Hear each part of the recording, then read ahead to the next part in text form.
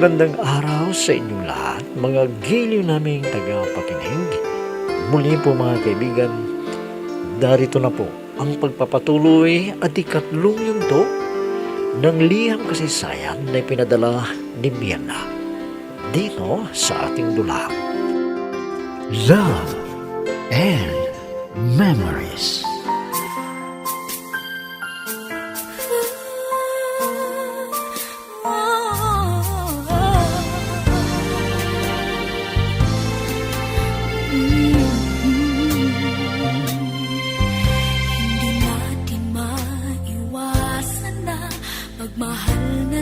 Hindi ko akalain na ang aking ina ay may nakitang masamang sinyalis kay Lauro. Ang sabi niya, mapapahamak ako pag siya ang aking sasagutin. Pero wala naman akong gusto kay Lauro dahil si Mario ang aking mahal na matagal nang nanliligaw sa akin. At di nagtagal, sinagot ko siya. Pero ang kaibigan ko pala ay nakilala niya si Lauro at naakit din siya kay Celia. Pero tutol ang kanyang ina.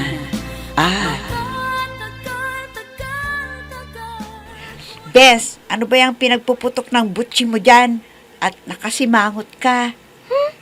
Ang inay kasi, dumalaw yung nakilala ko at nakipagkaibigan sa akin. Akala niya ay nanliligaw. Aba, tumutol ka agad at pinintasan pa. Ganun ba? Ano bang itsura ng lalaking yon at ayaw ng nanay mo? Sinabi niya na maitim at tinanong kung ano ang hanap buhay niya. Kaya sinabi ko na driver ng bus. At sabi ng ina di kami bagay at hirap daw ang makakamit ko sa kanya. Ang gusto, yung may kaya sa buhay. Ang ibig ng nanay mo, siya ang pipili ng mapapangasawa mo. Payag ka ba na siya ang pipili ng mapapangasawa mo? Naku, hindi Kailangan, yung itinitibok ng puso ko, syempre, ang magiging kasama ko habang buhay. Teka, Bes. Sabihin mo nga sa akin kung may pagtingin ka rin doon sa lalaking sinasabi mo. Parang ganun na nga. Magaan ang loob ko sa kanya at parang kasundo ko siya. At alam mo ba, na namasyal na kaming dalawa at marami kaming napag-usapan. At alam mo ba, na-type ko siya.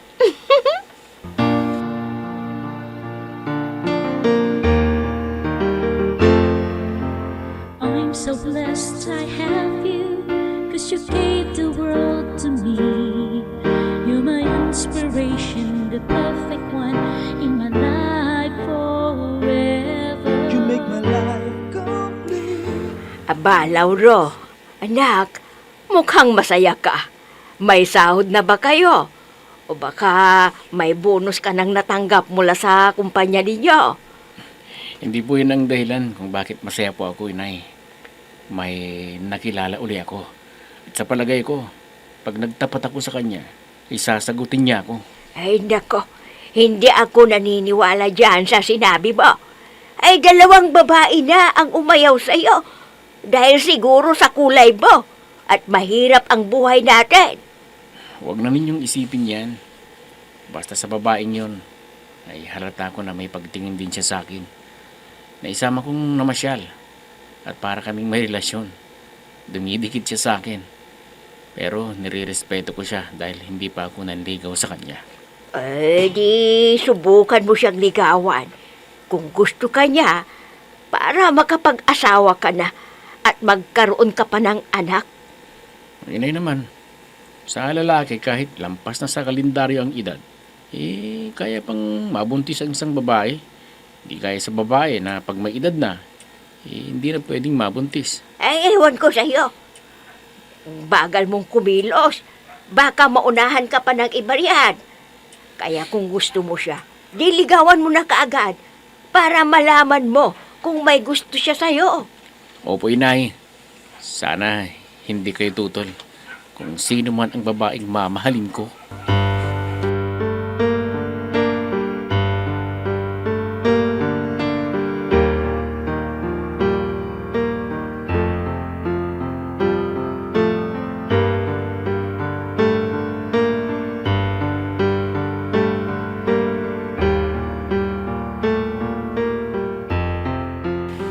Oh, pare. Parang masaya ka ngayon, ha? Ano?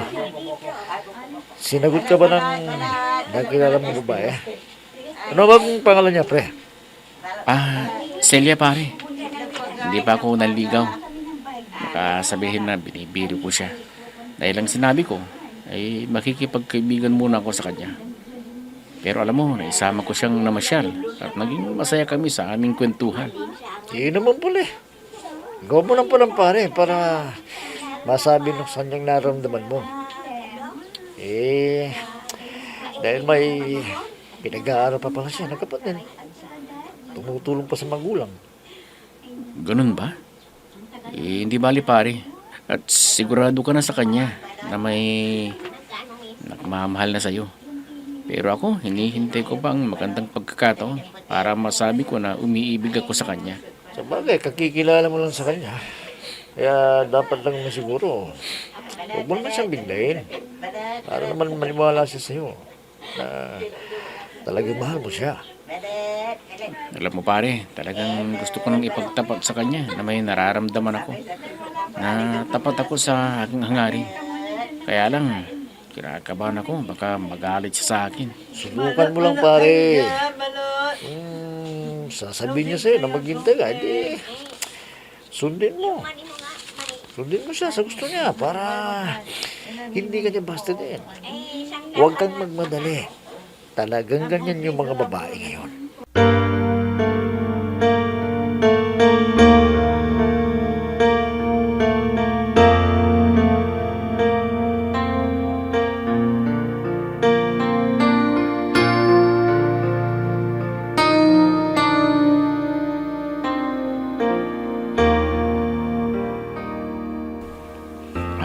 Celia, bakit mo ako niyaya dito?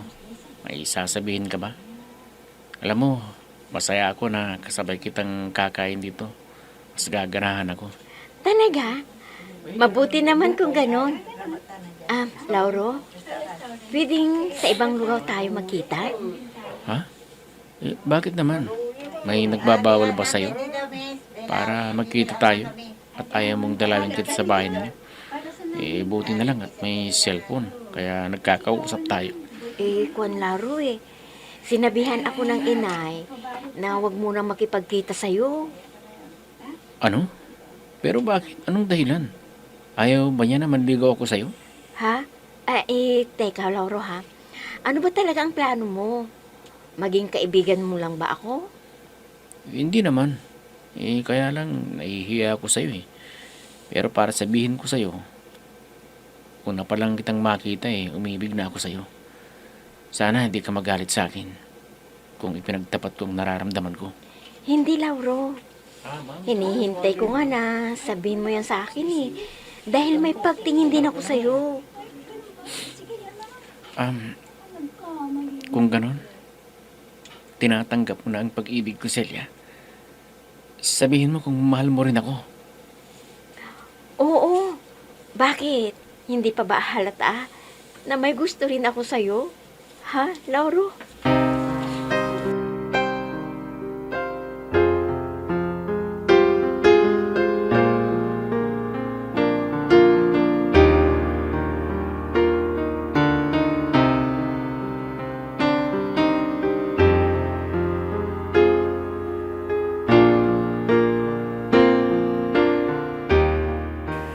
Bakit ngayon ka lang umuwi, Celia?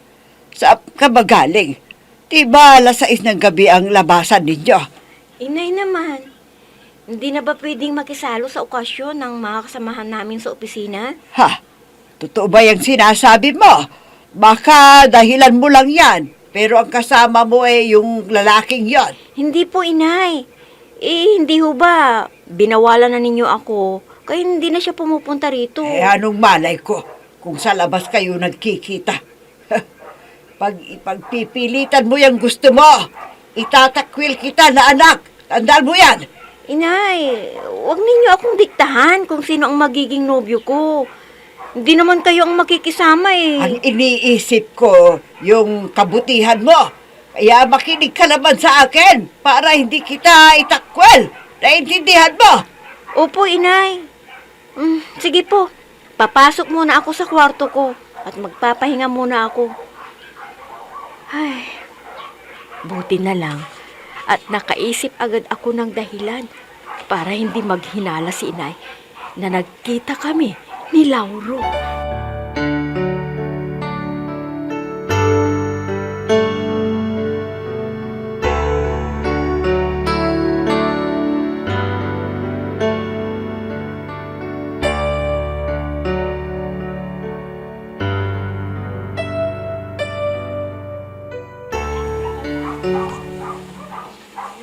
Alam mo pare, si Celia nagkita kami doon sa restaurant.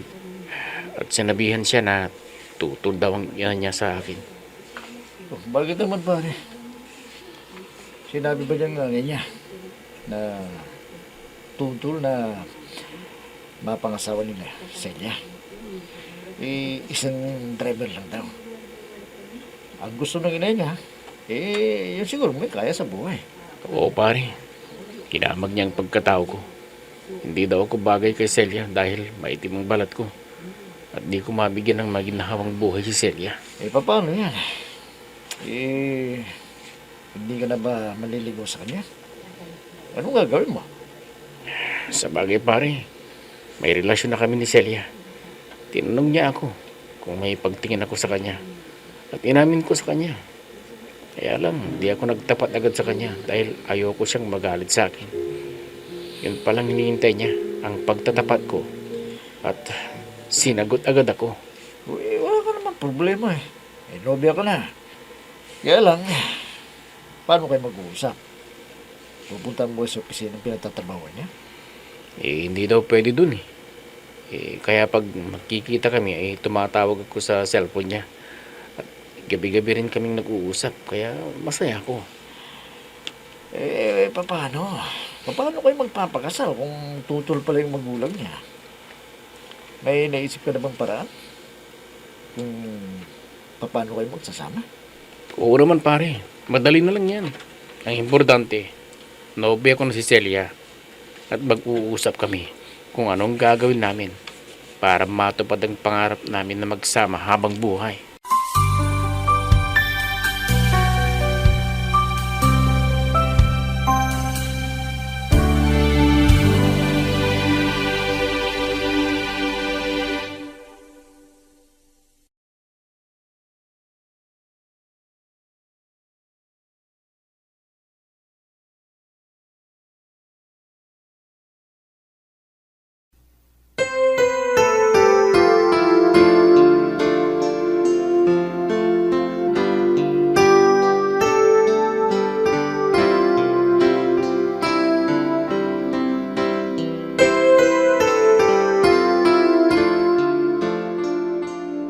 Nakakapagod din ang maglibot dito sa mall.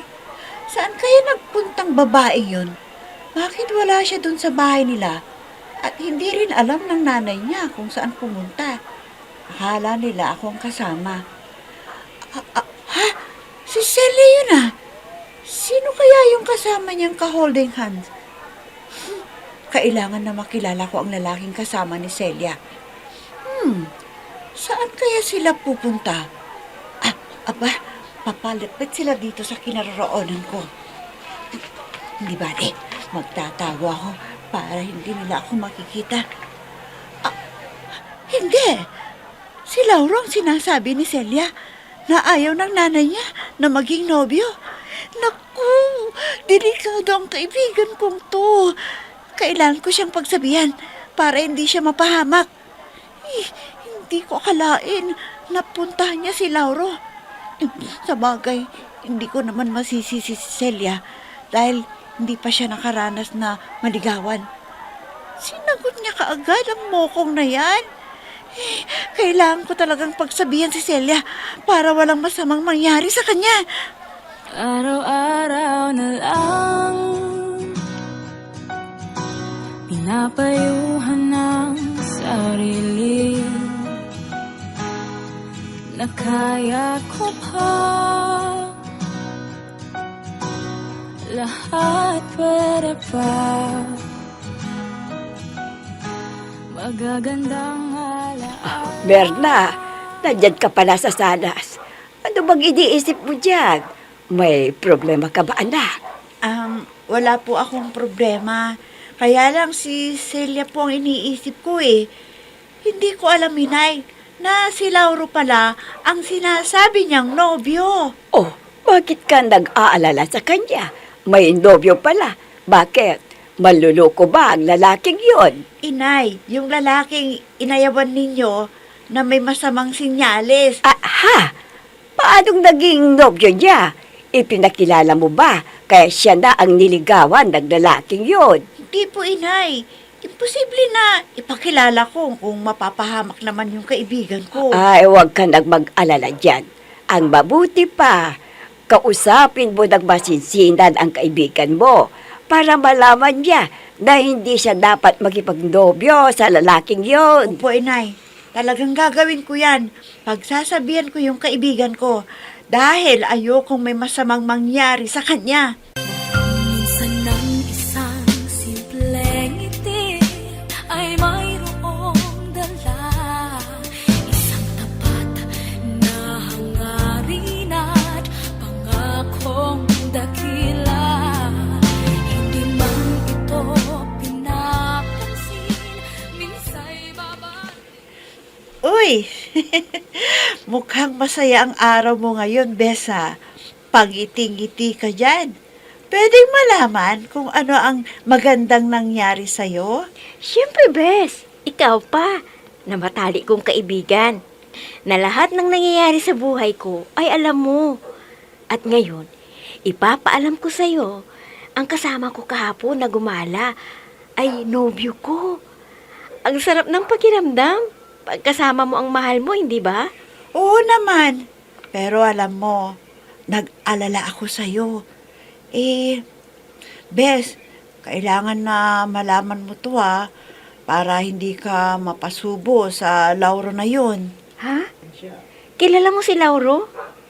Pero, di ko pa naman siya pinapakilala sa'yo Paano mo siya nakilala? Alam mo, Bes, nakita ko kayo dun sa mall. Kaya lang, hindi ako lumapit sa inyo para hindi mapahiya yung tao. Siya yung sinabi ng nanay ko na may masamang sinyales. Naku, Bes. Makalumang kaugalian na yan. Nasa modernong panahon na tayo. Kaya huwag ka nang maniwala sa mga pamahiin ng matatanda. Sa bagay, hindi naman masama kung susubukan mo. Alam mo ba na may nunal siya sa tuluan ng luha? At sino man ang maging bahagi ng buhay niya ay mamamatay, Bes! Pinatatawa mo naman ako, Bes Kung susundin ko ang sinasabi mo, ay mawawalan ako ng nobyo, no? Hayaan mo na yan, Bes. Hindi yan tatalab sa akin. Hinding-hindi.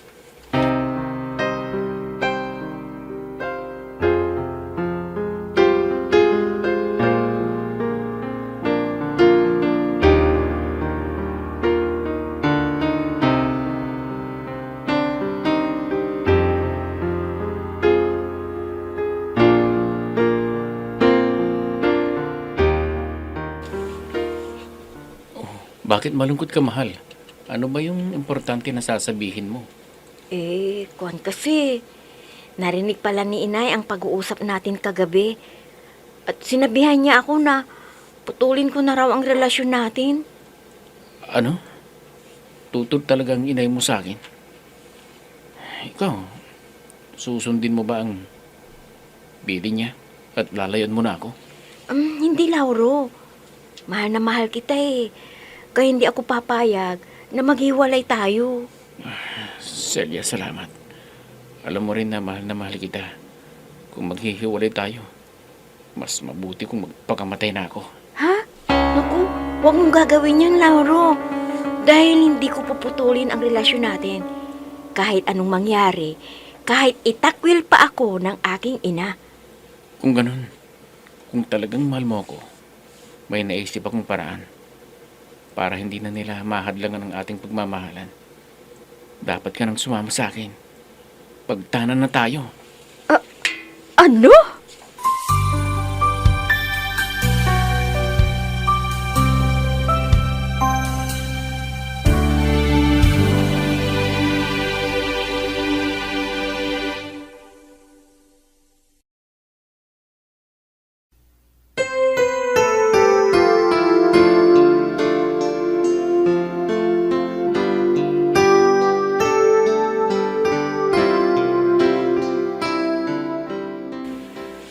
Pumayag kaya si Celia sa sinabing yun ni Lauro.